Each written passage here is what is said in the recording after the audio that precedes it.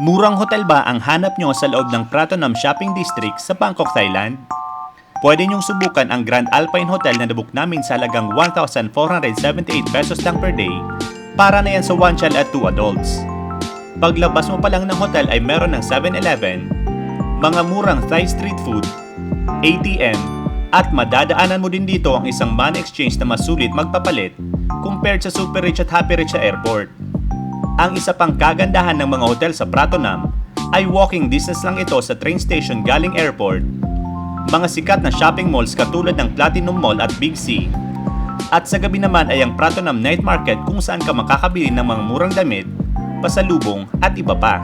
7.5 ang rating niya sa Agoda, kaya pwede na to para sa mga katulad namin na palagi namang nasa labas maghapon at umuwi lang sa gabi para matulog at magpahinga. Huwag kalimutang mag-like and follow kung gusto nyo ng iba pang mga travel tips